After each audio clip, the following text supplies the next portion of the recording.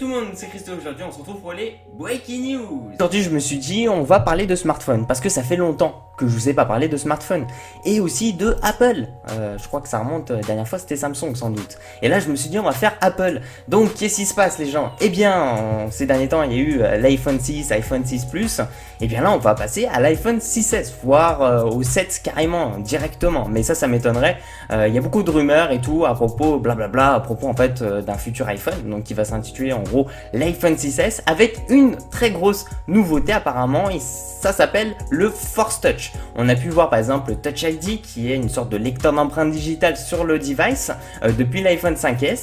Et là la grosse nouveauté vraiment c'est le Force Touch. Alors si vous voulez votre smartphone, enfin en tout cas l'iPhone 6S, si il aura en tout cas le Force Touch, il sera beaucoup plus sensible. Alors c'est une sorte la possibilité d'avoir une sorte de raccourci et tout, parce que c'est vrai que maintenant qu'on est sur des smartphones et tout, c'est vraiment plus agréable d'avoir vraiment des sortes de raccourcis, des trucs comme ça. Donc par exemple comme on peut retrouver sur l'iOS, bien sûr, quand vous descendez donc sur votre écran et tout, vous avez une sorte de dashboard en quelque sorte où vous pouvez régler la luminosité, le Bluetooth et tout. Là c'est un peu le même principe en quelque sorte, sauf que vous aurez juste à exercer une pression sur l'écran de ce smartphone. Bon, pas aussi écraser le smartphone, mais juste à poser votre doigt et juste exercer une légère pression, excusez-moi, légèrement plus forte en fait que lorsque vous avez par exemple tapé un SMS et tout. Et en fait, vous aurez l'accès par exemple à des sortes de raccourcis et tout, désactiver la Bluetooth et tout. Donc finalement, c'est voilà, je vais vous montrer un petit schéma et tout sur l'écran. En quelque sorte, c'est une nouveauté, c'est sûr, c'est cool et tout, mais voilà, faut vraiment aussi s'attendre, j'espère en tout cas, à une sorte d'avancée. Enfin voilà, faut que le smartphone soit quand même beaucoup plus puissant que l'ancien qui est l'iPhone 6 Plus ou l'iPhone 6, dont ça va être pas si simple que ça. Donc quelque chose, j'espère en tout cas qu'on va se retrouver avec quelque chose, en tout cas voilà, qu'il y aura beaucoup plus d'options que juste le Force Touch. Parce que si on se retrouve juste avec le Force Touch, et bien écoutez, moi je trouve ça dommage de juste mettre cette sorte de bonus, enfin c'est une sorte de gadget qu'on rajoute au smartphone, mais franchement c'est une très bonne idée. Ils auraient dû peut-être le mettre pour l'iPhone 6 ou l'iPhone 6 Plus, mais bon, ça reste à voir. Je vais aussi vous montrer en fait l'iPhone 7 parce que beaucoup de gens en parlent aussi de l'iPhone 7 et tout, forcément dans les médias les gens ils vont tout d'un coup se bâcler en fait, voilà, vraiment foncer dans ce titre là en mettant iPhone 7 et tout.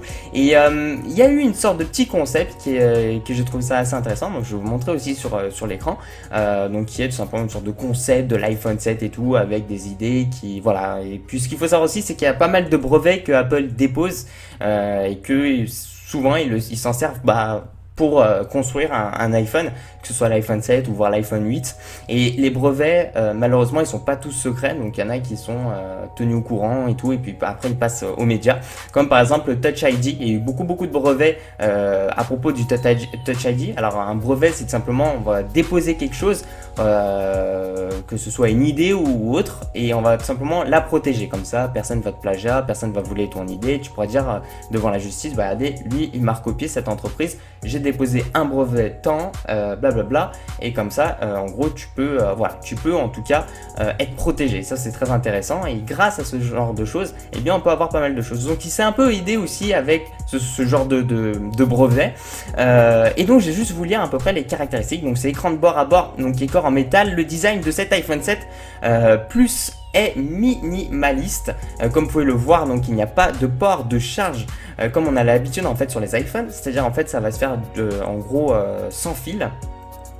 Donc maintenant on retrouve vraiment beaucoup dans les smartphones, enfin ça devient, on va dire, de plus en plus fréquent, mais bon, je crois que c'est par induction ou un truc comme ça, mais bon voilà, c'est quelque chose vraiment, je pense qu'il faut prendre à la légère, parce que pour l'instant, comme je vous en avais beaucoup parlé en termes de batterie et tout, voilà, les grosses entreprises et tout, enfin même derrière tout le monde, on ne sait pas vraiment, on a du mal en fait à stocker de l'énergie dans une batterie, et ça c'est le plus gros défaut. D'ailleurs c'est comme ça que vous pouvez voir aussi que votre smartphone va se décharger très rapidement. Bref, je vais continuer.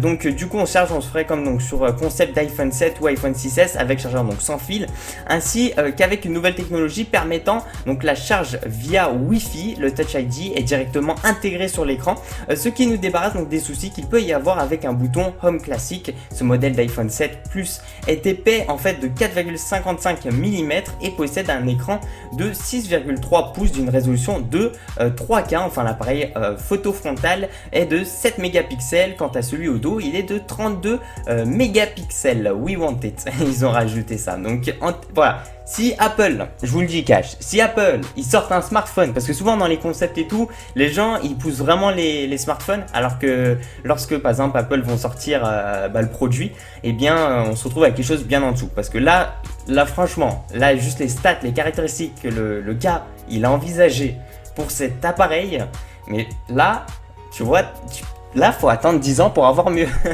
Non, je taquine en même temps. Non, mais franchement, bon, un écran 3K, ça sert pas à grand chose. De l'UHD en gros, l'Ultra HD sur un petit smartphone et tout, bon voilà, hein, ça reste un plus. Bon, ça a vidé là aussi la batterie. Un écran de 6,3 pouces c'est énorme, c'est une mini tablette, donc faut plus optimiser donc pour une 4,55 mm. Et vraiment la chose très intéressante que lui il en a parlé, c'est le Touch ID en fait qui sera disponible sur tout l'écran. Et ça j'ai pu voir aussi un brevet qui a été déposé à propos de ça, donc Apple, et ça c'est quasiment sûr, donc certainement. Et d'ailleurs je crois que j'en avais parlé de ça pour l'iPhone 7 en plus, comme quoi dans ce futur iPhone, eh bien alors eux ils ont appelé ça l'iPhone 7 Plus parce qu'on a dit iPhone 6, iPhone 6 Plus, donc eux ils se sont dit iPhone 7, iPhone 7 Plus quoi, voilà, mais bon. Et juste pour rajouter en fait, donc avoir une sorte de lecteur d'empreintes digitales sur tout l'écran, ça c'est une très bonne idée, mais malheureusement si ils vont construire un smartphone comme ça, je ne veux pas voir le prix. Voilà, je termine cette vidéo comme ça, je ne veux vraiment pas voir le prix. Merci à tous les gens, merci de mettre un petit j'aime à la vidéo, ça fait super plaisir. C'est juste voilà pour vous en parler et tout. Si vous avez des questions ou autre chose, n'hésitez pas.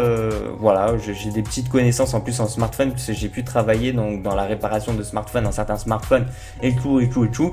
Mais voilà, on peut voir aussi pas mal de défauts, hein, et bon, j'attends aussi l'iPhone 6S, hein, on attend tous ce smartphone là, on l'attend tous. Peace out. Ou pas. Ou pas.